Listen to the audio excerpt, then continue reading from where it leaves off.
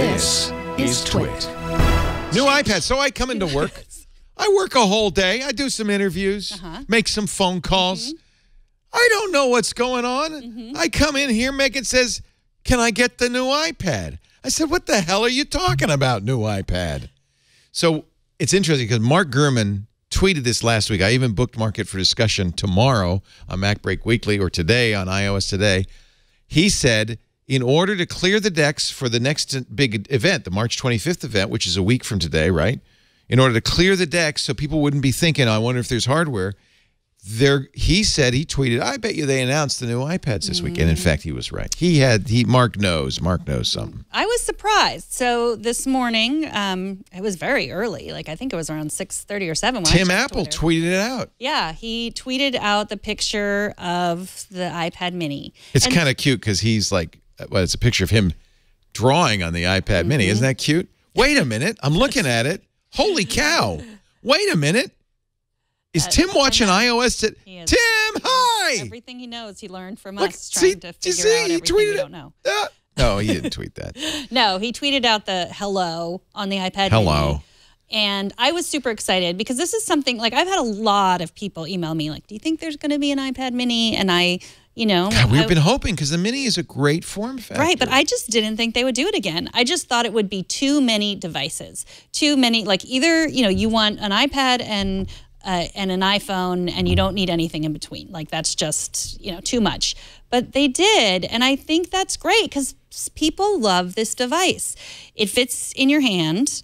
As it does in Tim's. Yes, right? And people like to read on it. They like to take notes. They like. To me, this is the most portable iPad, and this is the one I would take traveling and so forth for reading. But look at this. Is he using a pencil? He's using the Apple Pencil on that, which is new. The iPad Mini came out long before the Pencil came out, and it did not have pencil capabilities. And what I noticed, I was so excited. I tweeted all about it, and then all of a sudden I realized, like, is that silver band on the Apple Pencil? Oh, it's not the new one. Is that the old Apple Pencil? For goodness sakes, why would they do that? And then it makes sense that they would do that because if you're upgrading from an older Apple Pencil, I mean, why would you have just gotten an iPad Pro and then get another iPad Mini with, you probably. I got to point out, they still have the big bezels. Yep. They've got the home button, the fingerprint reader.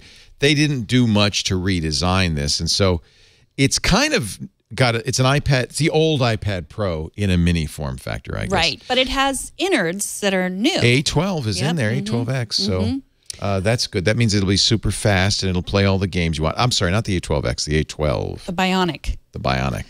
Which means nothing. That's just a marketing term. It's not actually bionic. Doesn't like have the Bionic Man. It even has a Courage port. Yes, it does. Which is awesome. That's the headphone. That's what we wags like to call the headphone jack. 6.1 millimeters, like thickness or thinness, as they probably would like you to say. 7.9-inch Retina display. It's still an LCD. It's still Retina. And the price is right, $399. Now, it's not the least expensive iPad. There's one that's $329. But I think this is going to be very popular with the kids. It's a good size, a good form factor. I'm a little disappointed that I don't really think it's. I feel like Apple should have made everything the new Pro form factor, but okay, I understand. I think this is, if they had done that, people would have complained. They would have said, like, another device I can't afford. All they want to do is raise the prices on everything. They did this. It reminds me of the iPod. When the iPod was a mature product, they started shipping different versions of the iPod to hit every price point. So you can get a $79 iPod up to a $600 iPod, and I think that's what they're doing with the iPad now. Same thing. Yeah, so you can get, this was interesting. You can also get the cell version for $529. Now, this isn't the only iPad they announced. They also announced a new, I thought this name was long gone, iPad Air. The iPad Air. It's basically the same. Yeah, it's $500, $629 for LTE. It works with the old Apple Pencil as well. They could have called this the Classic. Yeah, they should have. Yeah. Well, the crazy naming is the Apple Pencil naming because they're just calling it Apple Pencil and Apple Pencil. And so the only way you know is that little silver band. Silver band. They haven't called it the 1 and the 2, which is crazy, or the Classic, or the Apple Pencil Pro, or whatever. But 10 hours of battery life, A12 Bionic chip, They say it's perfect for AR. They say this about they've got the AR cameras on them. So that's something new. It's funny how, honestly, this was a great iPad until about a year ago when they released the new iPad Pros, and less than a year ago. And now I feel like, well, it's going backwards. It's not. And I think a lot of people will be very happy to get this. And it does give them now several new price points. You still got the $329 basic iPad. If you want the features that used to be called Pro, but aren't anymore, you could get the new iPad Mini or the iPad Air at what was it, $399 or $499. So that does give them a nice range of price points. I think this makes sense.